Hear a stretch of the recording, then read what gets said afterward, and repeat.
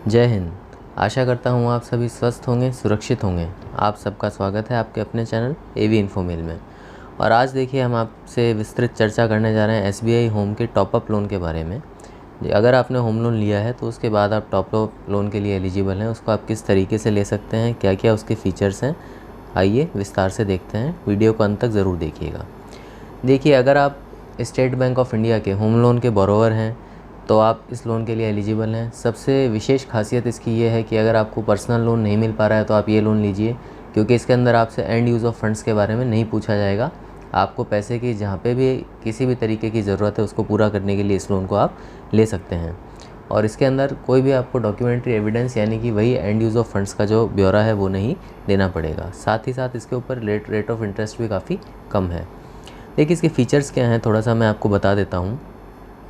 सबसे पहले तो एक इसके ऊपर लो प्रोसेसिंग फ़ीस है, यानी प्रोसेसिंग फ़ीस बहुत ही कम है। और अगर आपको अभी आवश्यकता है तो 31 अगस्त 2021 तक प्रोसेसिंग फ़ीस इसके ऊपर एसबीआई ने पूरे तरीके से वेव कर रखी है, यानी कि आपको प्रोसेसिंग फ़ीस के रूप में कुछ भी बैंक को पे नहीं करना है। ये आपका पर्सनल लोन का सब्स्टिट्यूट है। आपका हो सकता है पर्सनल लोन किसी कारण से रिजेक्ट हो गया हो, नहीं बन पा रहा हो, तो आप इस लोन को ले सकते हैं। इसके ऊपर रेट ऑफ इंटरेस्ट जो है वो लोअर है, यानी कि कम है पर्सनल लोन से। कोई भी इसके ऊपर प्री पेमेंट की टाइप की पेनल्टी या फिर फोरक्लोजर के चार्जेस नहीं हैं। और साथ ही साथ आपका जो इंटरेस्ट लगता है वो आपका डेली रिड्यूसिंग बैलेंस के रूप में लगता है। और इसके अंदर आपको एक चीज़ और बता दूं कि टर्म लोन और ओडी फैसिलिटी, टर्म लोन आपको पता है कि आपकी ईएमआईज़ बनती हैं, और ओडी के अंदर ये भी आपको पता है कि जितना पैसा आप यूज़ में ले रहे हैं उतने के ऊपर ही आपको ब्याज पे करना है। वो दोनों फैसिलिटी इसके अंदर है। अगर आप 20 लाख रुपए तक का ले रहे हैं तो टर्म लोन मिलेगा, या फिर 2 करोड़ से ऊपर का है तो केवल टर्म लोन की फैसिलिटी है। लेकिन 20 लाख से लेकर 2 करोड़ के अंदर अगर आपको ओडी की आवश्यकता है तो आप ओडी के रूप में भी टॉपअप लोन को ले सकते हैं। अब देखिए, इसकी एलिजिबिलिटी क्या है। जो भी स्टेट बैंक ऑफ इंडिया के होम लोन के बोरोवर्स हैं या ग्राहक हैं वो सभी इसके लिए एलिजिबल हैं।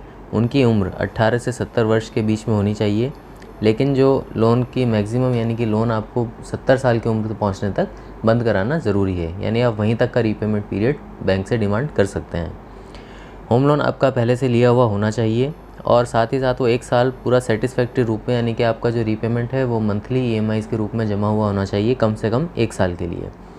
मिनिमम होम लोन का अमाउंट जो है वो 20 लाख रुपये आपका लिया हुआ होना चाहिए।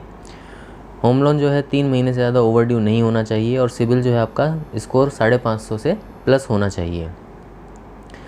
जो पोजेशन है आपका प्रॉपर्टी का, यानी प्रॉपर्टी की जो ओनरशिप है वो बोरोवर के साथ होनी चाहिए, और वो प्रॉपर्टी होम लोन के अंदर बैंक के फेवर में मॉर्गेज हुई होनी चाहिए, यानी कि उसका जो चार्ज है वो बैंक के पास एक्सटेंड हुआ होना चाहिए, तभी आप उसको आगे टॉपअप लोन के अंदर ले सकते हैं। देखिए, लोन अमाउंट इसके अंदर 2 लाख से 50 लाख तक का है, जिनका कि अगर आपने होम लोन ले लिया है और उसको 1 साल से कम का समय हुआ है तो 2 लाख से 50 लाख रुपए के बीच का जो आपको है वो लोन अमाउंट ऑफ़र करती है बैंक।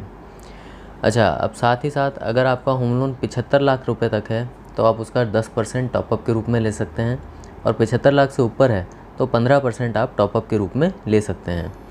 2 लाख रुपए तक इसके ऊपर कोई भी कैपिंग नहीं है। होम लोन जो है आप देखिए, अगर आपका होम लोन जो है वो 1 साल तक बराबर चल चुका है, उसका ईएमआईज़ रेगुलर आ रहे हैं, तो 2 लाख से लेकर के कोई भी उसमें कैपिंग नहीं है। 2 लाख से लेकर आप जितना भी ऊपर तक चाहें वो होम लोन के टॉपअप लोन के रूप में ले सकते हैं।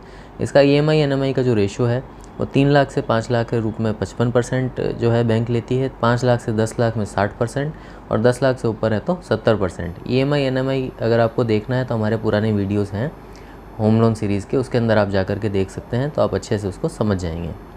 देखिए, रीपेमेंट पीरियड जो है वो इसमें अधिकतम 15 साल के लिए आपका हो सकता है, या फिर जो भी आपका रिमेनिंग पीरियड है लोन टेन्योर का, होम लोन का, उस वहाँ तक के लिए हो सकता है।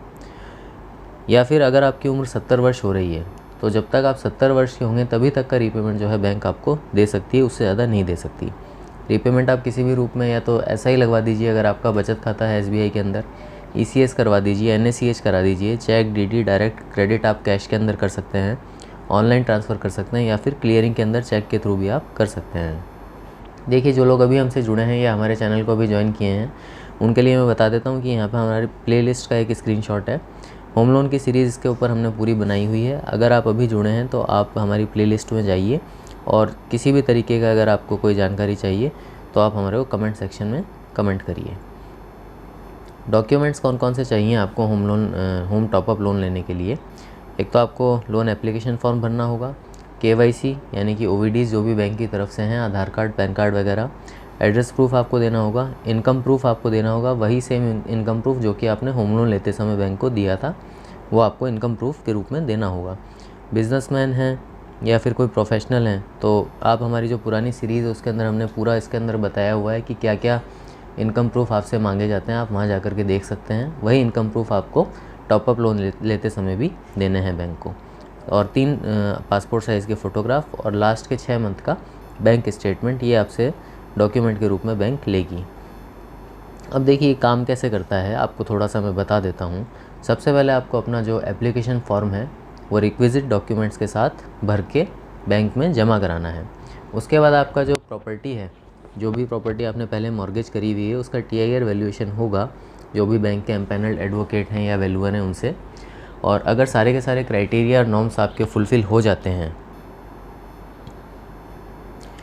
तो उसके बाद जो है आपका लोन प्रोसेस किया जाता है और सैंक्शन किया जाता है।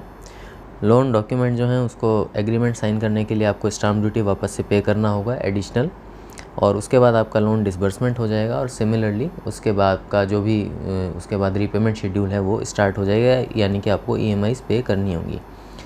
होम टॉपअप लोन जो है SBI को उससे जुड़ी कुछ अन्य महत्वपूर्ण बातें हैं, उनके बारे में हम लोग ज़रा देख लेते हैं। देखिए लोन टू वैल्यू यानी कि LTV रेशो जो है 30 लाख रुपए तक का लोन है तो 90%, यानी कि अगर आपका वैल्यूएशन जो है वो 30 लाख रुपए आ रहा है तो 90% का मतलब 27 लाख रुपए तक जो लोन है वो आपको मिल जाएगा।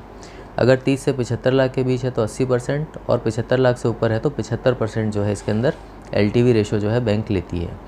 मैक्सिमम 2 होम टॉपअप लोन जो हैं वो परमिट हैं आपको at any point of time. लेकिन जब भी आप दूसरा टॉपअप लोन लेने के लिए जा रहे हैं तो उससे पहले जो आपने पुराना यानी कि पहला वाला टॉपअप लोन लिया हुआ है उसको सक्सेसफुली 1 साल चलते हुए पूरा होना चाहिए। प्रोसेसिंग फ़ीस इसके ऊपर अभी वेव है, तो जिनको अभी लोन लेना है SBI से जुड़े हुए हैं तो टॉपअप लोन लेने का ये सबसे अच्छा समय है, क्योंकि आपसे प्रोसेसिंग फ़ीस बिल्कुल भी नहीं ली जाएगी। और इसके अलावा इस जानकारी को प्राप्त कर सकते हैं और इसका लाभ उठा सकते हैं। तो अब आप हमें ज़रूर बताइएगा कमेंट सेक्शन में आपको वीडियो कैसा लगा, और साथ ही ऐसे ही और इन्फॉर्मेटिव वीडियोज़ को देखने के लिए हमारे चैनल को सब्सक्राइब करिएगा। Thank you.